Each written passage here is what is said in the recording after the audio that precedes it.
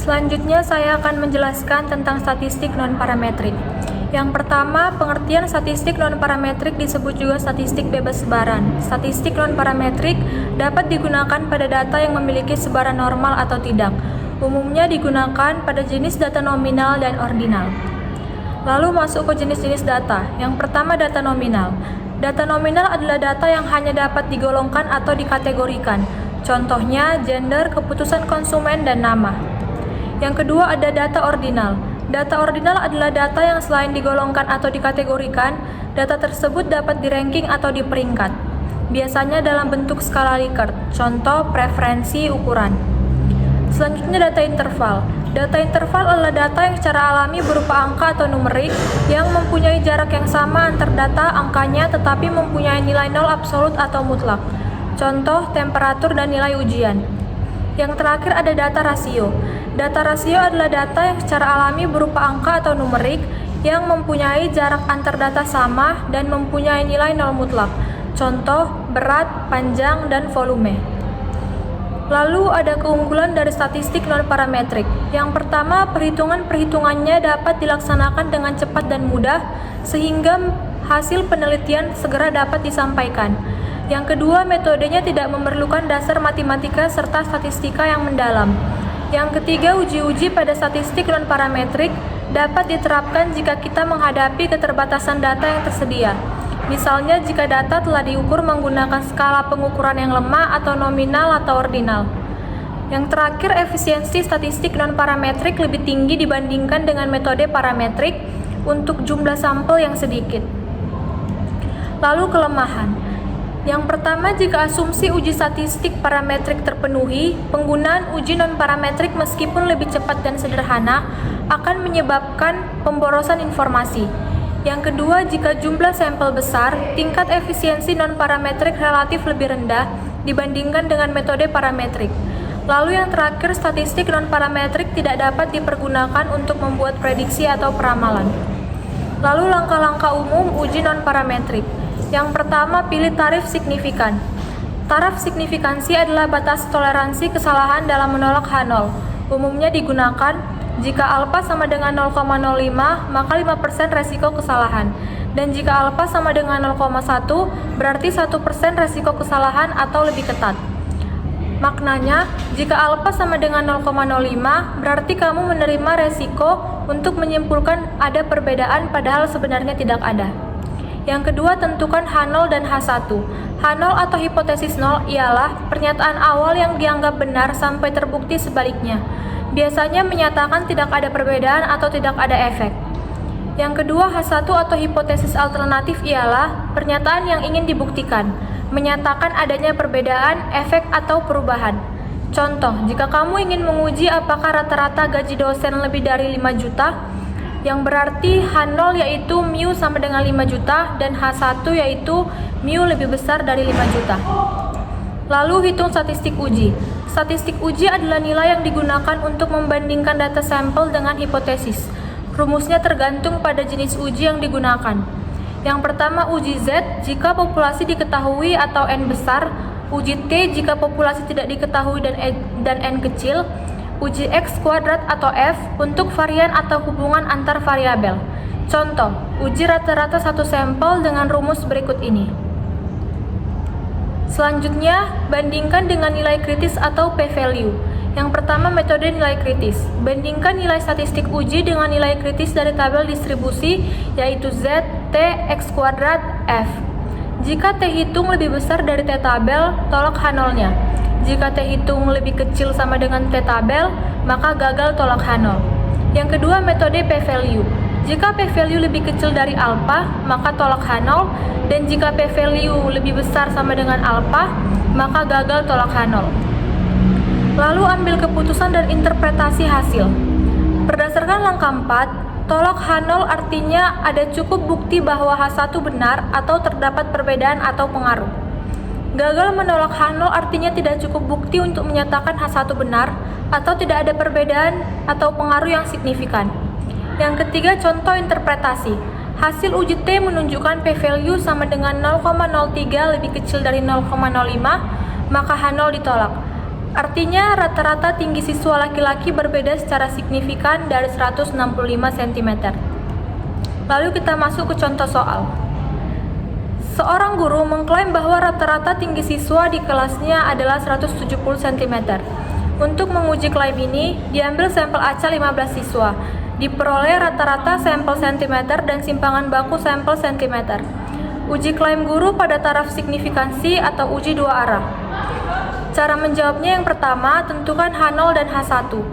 H0 yaitu mu sama dengan 170 atau tidak ada perbedaan terhadap 170 cm. H1 yaitu mu tidak sama dengan 170 atau ada perbedaan, uji dua arah. Yang kedua, pilih taraf signifikan. Alfa sama dengan 0,05 yang berarti uji dua arah. Ketiga, hitung statistik uji. Karena populasi tidak diketahui dan kecil, maka pakai uji T dengan rumus berikut ini. Lalu kita masukkan nilainya. X bar dikurang mu 0 sama dengan 172 dikurang 170 sama dengan 2. Lalu hitung akar n-nya. N-nya 15 berarti akar 15 kira-kira 3,872. Lalu hitung S per akar n. S-nya sama dengan 4,5 dibagi 3,872 kira-kira 1,162. Sekarang hitung T. T sama dengan 2 banding 1,162 kira-kira 1,721. Jadi statistik uji T kira-kira 1,7213. Derajat kebebasan atau DF sama dengan N dikurang 1 sama dengan 14. Lalu bandingkan dengan nilai kritis atau p-value. Untuk uji dua arah dengan alfa sama dengan 0,05 dan DF sama dengan 14, berarti nilai kritisnya kira-kira 2,1448. Bandingkan, T sama dengan 1,7213 lebih kecil dari 2,1448, artinya tidak melewati batas kritis. Yang kedua, hitung p-value atau dua sisi untuk T sama dengan 1,7213, DF-nya 14, p-value kira-kira 0,1072. Bandingkan p-value dengan alpha, yaitu 0,1071 lebih besar dari 0,05 yang berarti gagal menolak H0. Yang kelima, keputusan dan interpretasi. Keputusan yaitu gagal menolak H0 pada tingkat signifikansi 5%. Interpretasi yaitu berdasarkan sampel ini tidak ada bukti statistik yang cukup untuk menyatakan bahwa rata-rata tinggi siswa berbeda dari 170 cm atau p-value kira-kira 0,107. Dengan kata lain, perbedaan rata-rata 170 cm versus 172 cm pada sampel ini tidak signifikan. Lalu kita masuk ke jenis hipotesis berdasarkan tujuan. Uji hipotesis deskriptif, menilai atau menguji karakteristik suatu populasi berdasarkan data sampel. Biasanya ingin tahu apakah proporsi atau distribusi yang kita amati sesuai dengan nilai teoritis atau harapan. Contoh uji yang digunakan, yang pertama binomal, yang kedua tes chi-square goodness of fit. Masuk ke binomal test.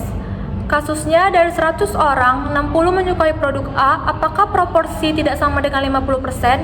Alfanya sama dengan 0,05.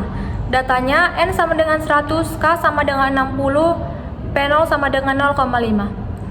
Langkah manual. Yang pertama, hitung mean teori. NP0 sama dengan 100 kali 0,5 sama dengan 50. Yang kedua, variannya yaitu NP0 kali 1 kurang P0 sama dengan 100 kali 0,5 kali 0,5 sama dengan 25, akar 25 adalah 5. Lalu masuk ke statistik Z dengan rumus seperti berikut ini. Masukkan nilainya, 60 per 50 bagi 5 sama dengan 2. Yang keempat, p-value sama dengan 2 kali 1 kurang 2 kira-kira 0,0455. Yang kelima, keputusan yaitu P sama dengan 0,0455 lebih kecil dari 0,05, artinya tolak H0. Jadi kesimpulannya, proporsi 60% berbeda signifikan dari 50%. Jika kita menggunakan SPSS, beginilah hasilnya. Lalu chi-square goodness of fit. Kasus, sebuah perusahaan ingin tahu apakah preferensi warna produk merata. Ada 3 warna, merah, biru, hijau. Observasinya ada 100 orang, merah 40, biru 35, dan hijau 25. Hipotesis, semua warna sama proporsinya, yaitu H0 33,3% tiap warna. Langkah manual. Yang pertama, tentukan hipotesis. H0 yaitu proporsi tiap kategori sama, berarti P sama dengan sepertiga. H1 proporsi tiap kategori tidak sama. Yang kedua, hitung frekuensi ekspektasi. Totalnya N sama dengan 100. Kategorinya E sama dengan N kali P sama dengan 100 kali sepertiga, kira-kira 33,33. Jadi merahnya 33,33, biru 33,33, dan hijau juga 33,33. Lalu hitung statistik chi-square dengan rumus seperti berikut. Keterangannya O sama dengan observasi dan E sama dengan ekspektasi. Hitung tiap kategori. Merah, masukkan angka ke rumusnya, 40 kurang 33,33 kuadrat per 33,33, kira-kira 1,33. Biru 1,67 kuadrat per 33,33, kira-kira 0,083. Dan hijau min 8,33 kuadrat per 33,33, kira-kira 2,08. Dan semua totalnya dijumlahkan, maka hasilnya adalah seperti berikut. Lalu tentukan derajat kebebasan. DF sama dengan K dikurang 1 sama dengan 3 dikurang 1 sama dengan 2. Tentukan nilai kritis. Alpha sama dengan 0,05. Dari tabel chi-square, DF sama dengan 2, yaitu X2 dan 0,05, kira-kira 5,991. Yang keenam, keputusan. X kuadrat hitung sama dengan 3,493 lebih kecil dari 5,991, gagal tolak H0. Kesimpulannya tidak ada bukti signifikan bahwa proporsi berbeda dari sama rata. Jika kita menggunakan tes SPSS, beginilah hasilnya. Sekian materi statistik non-parametrik yang dapat saya berikan. Terima kasih. Oke, baiklah, selanjutnya saya akan mencoba mengerjakan contoh soal binomal test, yaitu salah satu dari non-parametric test.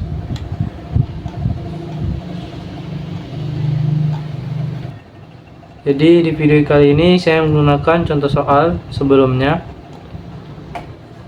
yaitu dari 100 orang, 60 orang menyukai produk A, maka apakah proporsi tidak sama dengan 50% dengan alfa 0,05, dan datanya itu ada 100 K sebagai orang yang menyukai produk A 60 dan P0 nya proporsinya 0,5. Maka langsung saja kita masuk ke SPSS-nya. Di sini di bagian variable view, di bagian kolom nama kita masukkan suka A dan kita tambahkan value-nya. 0 value-nya itu adalah tidak suka produk A dan 1 suka produk A. Selanjutnya di data view kita input datanya.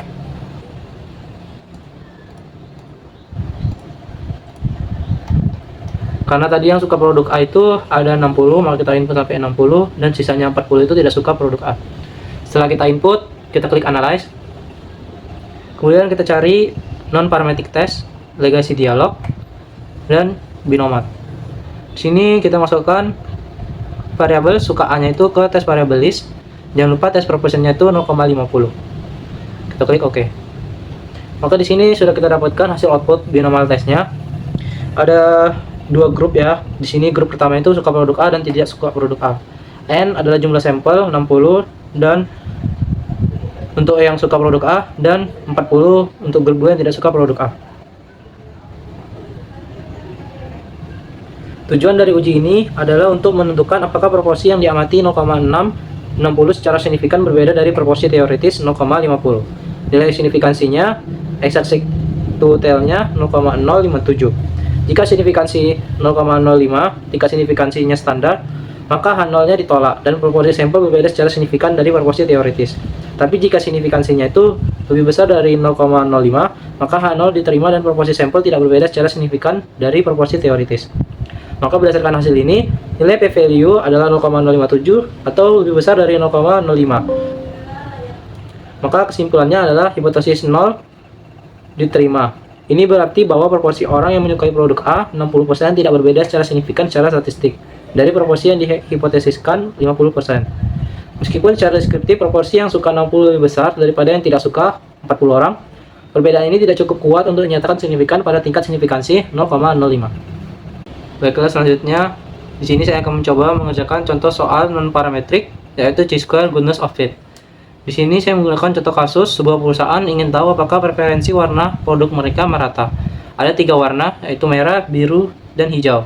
Observasi atau sampelnya itu ada 100 orang dengan merah 40, biru 35, dan hijau 25. Hipotesisnya semua warna sama proporsinya H0 33,3% tiap warna. Langsung saja kita masuk ke SPSS-nya. Kita klik File, New, Data. Di kolom Variable View, kita ketikkan di kolom nama warna. Kemudian di Value, kita tambahkan value 1 merah, value 2 biru, dan value 3 hijau. Oke, selanjutnya kita input datanya di data view. Di sini merah tadi ada 40, biru 35, dan warna hijau 25.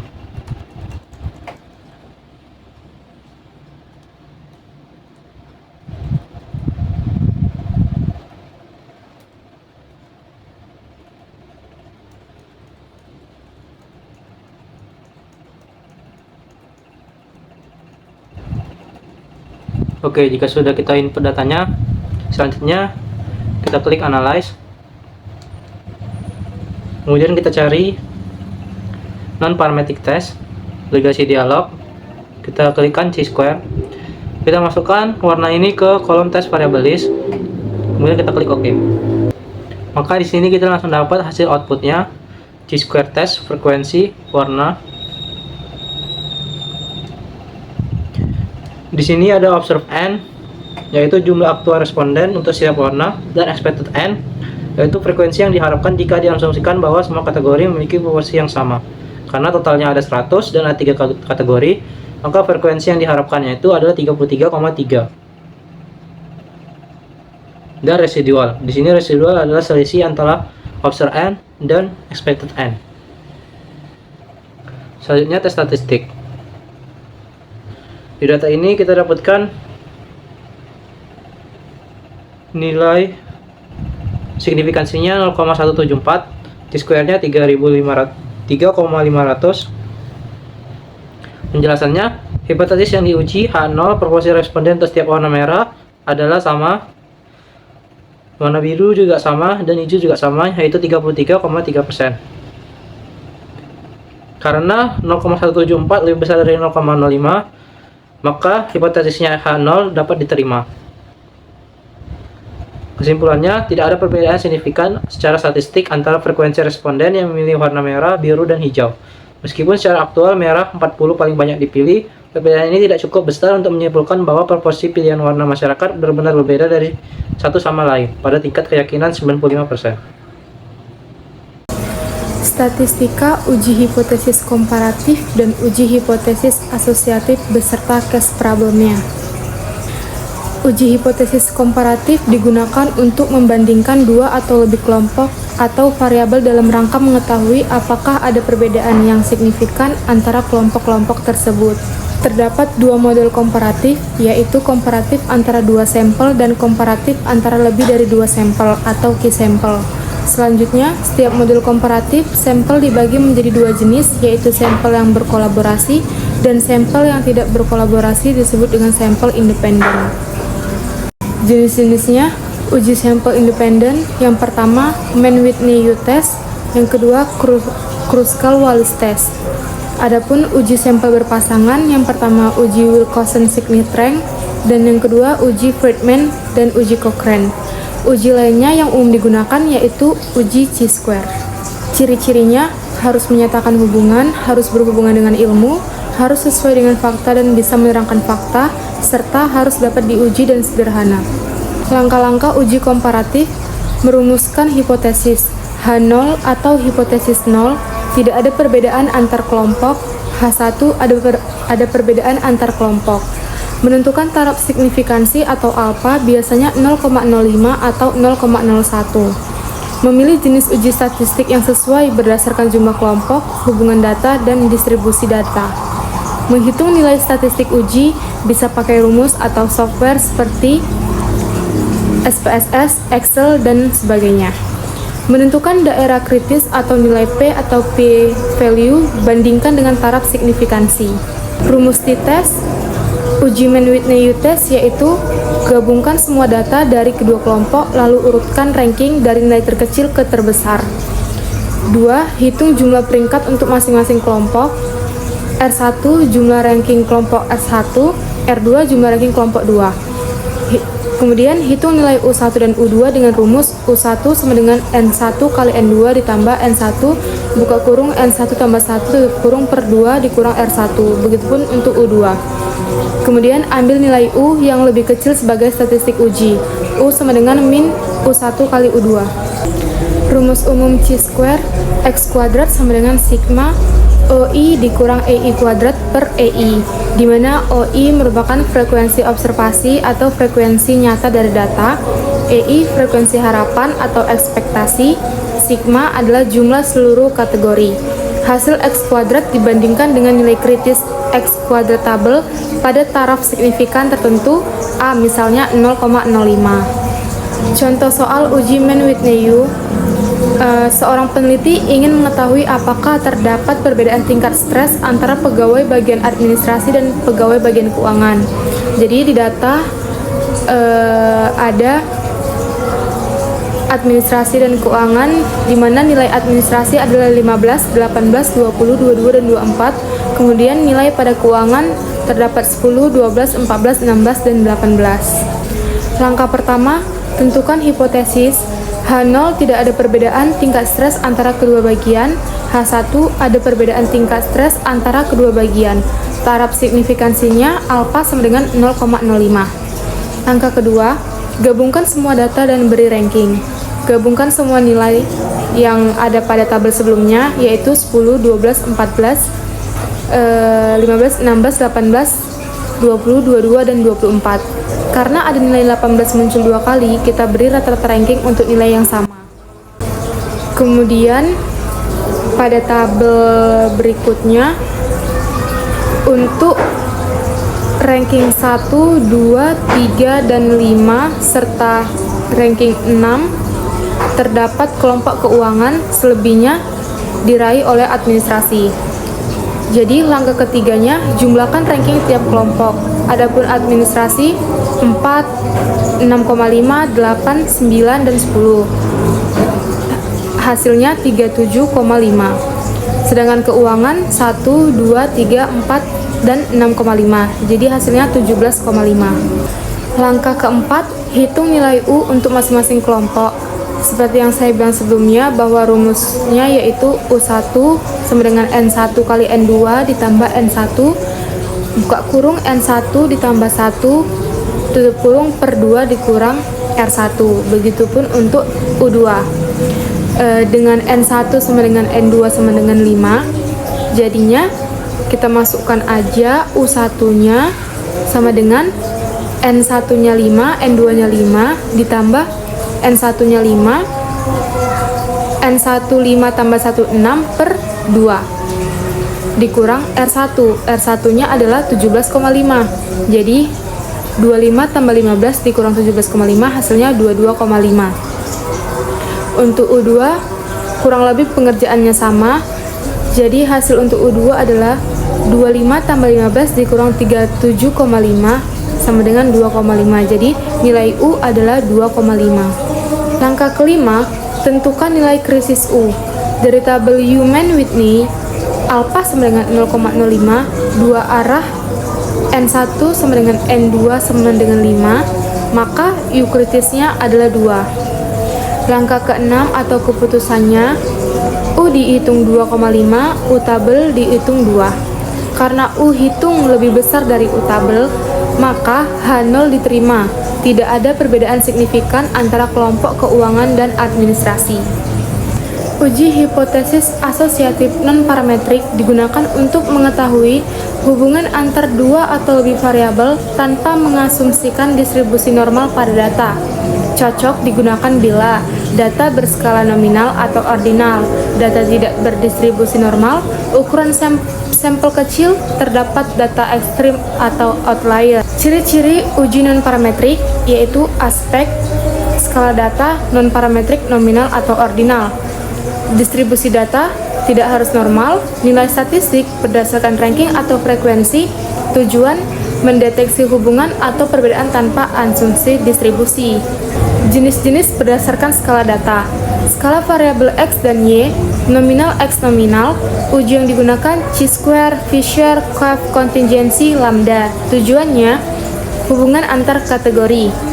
Nominal X ordinal, curve kontingensi, Summer-G. Tujuannya, hubungan kategori tingkatan. Ordinal X ordinal, Spearman, Kendall-Stau, gamma. Tujuannya, korelasi antar peringkat. Ordinal X interval atau rasio, Spearman, Kendall-Stau. Tujuannya korelasi peringkat angka. Interval atau rasio, X interval atau rasio. Uji yang digunakan Spearman, Kendall-Stau. Tujuannya korelasi dua variabel numerik non-normal.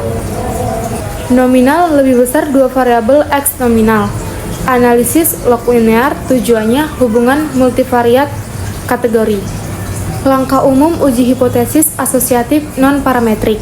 Merumuskan hipotesis H0 tidak ada hubungan antara variabel X dan Y, H1 ada hubungan antara variabel X dan Y. Menentukan taraf signifikansi atau alfa, biasanya alfa 0,05 atau 5%. Menentukan jenis uji yang tepat berdasarkan skala data nominal atau ordinal. Melakukan perhitungan uji statistik, gunakan rumus chi-square, Spearman, atau Kendall sebagai jenis data.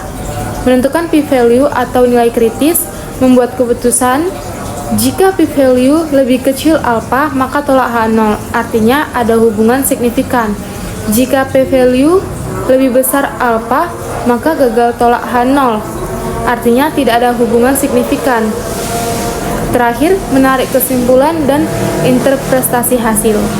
Kelebihan dan kekurangannya. Kelebihan, tidak butuh asumsi normalitas, cocok untuk data ordinal atau nominal, mudah digunakan pada data kecil. Tetapi kekurangannya, kurang efisien dibanding uji parametrik jika data berdistribusi normal, tidak dapat memprediksi, hanya menguji hubungan. Rumus uji Kendall-Stau, alternatif Spearman untuk data kecil atau banyak nilai sama atau Thayes. Rumusnya ada pada layar.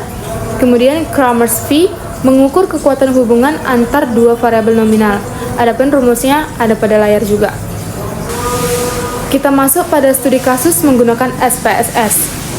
Yang kita pakai adalah uji korelasi Spearman. Apakah ada hubungan antara motivasi belajar skala ordinal 1 rendah, 2 sedang, 3 tinggi dan nilai ujian skala interval pada 10 siswa? Hipotesisnya, H0 tidak ada hubungan antara motivasi belajar dan nilai ujian, sedangkan H1 ada hubungan antara motivasi belajar dan nilai ujian.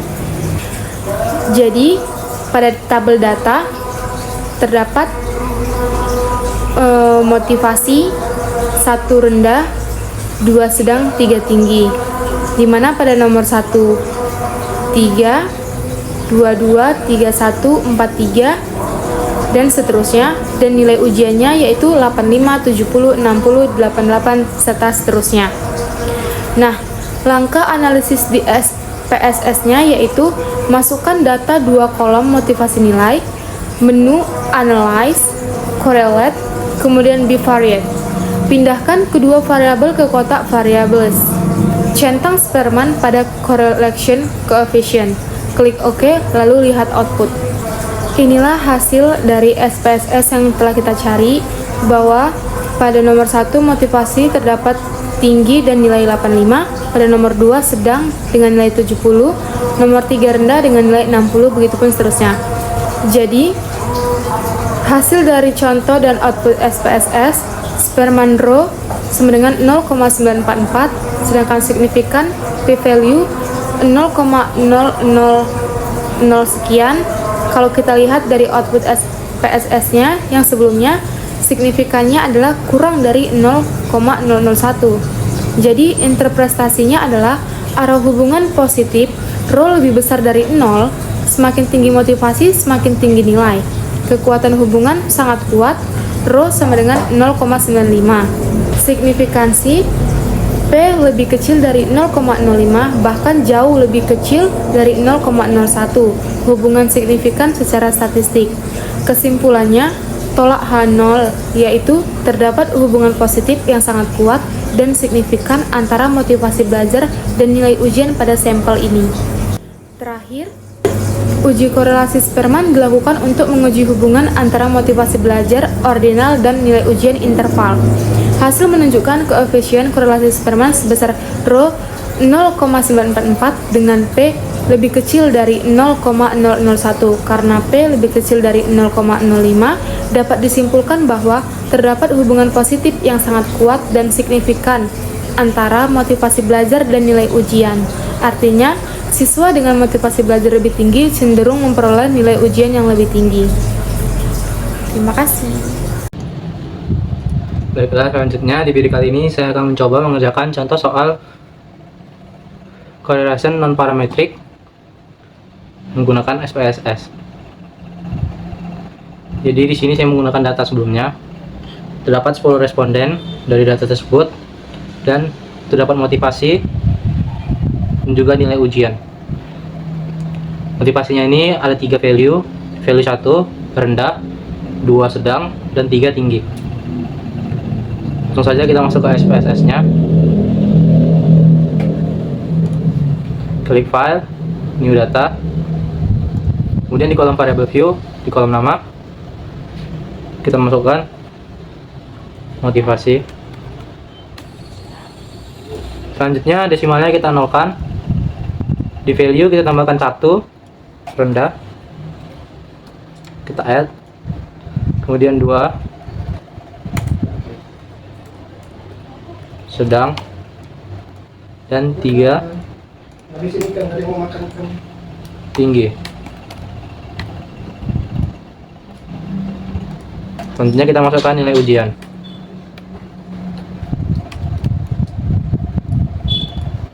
Jika sudah, kita ke data view, kita masukkan data motivasinya.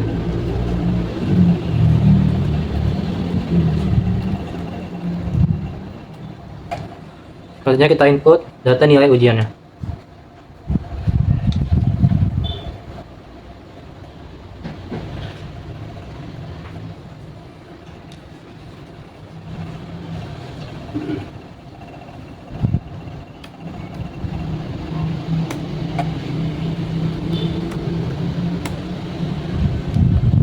Jika sudah, kita klik analyze. Kemudian kita klik correlate, bivariate. Di bagian kolom variabel kita masukkan motivasi dan nilai ujiannya. Jangan lupa centang Spearman-nya. Jika sudah, kita klik OK. Lalu kita dapat hasil outputnya seperti ini.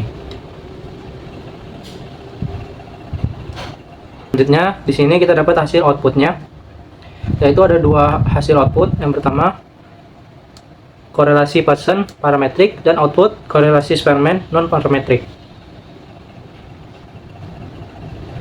Di bagian motivasi, di sini kita dapat nilai ujiannya itu 0,951 dan signifikansinya lebih kecil dari 0,001.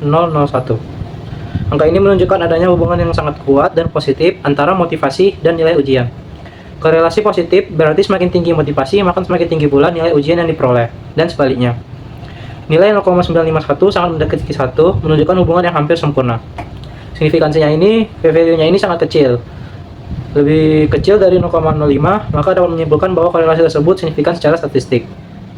Selanjutnya kita masuk ke korelasi Spearman atau non-parametrik. Di sini nilai ujiannya 0,944, motivasinya 1, dan signifikansinya lebih kecil dari 0,01. Angka ini menunjukkan adanya hubungan yang sangat kuat dan positif antara motivasi dan nilai ujian berdasarkan peringkat atau ranking data. Hasilnya sangat mirip dengan korelasi Pearson, mengonfirmasi adanya hubungan yang sangat kuat dan searah. Hasil signifikansinya ini lebih kecil dari 0,05, maka korelasi tersebut signifikan secara statistik.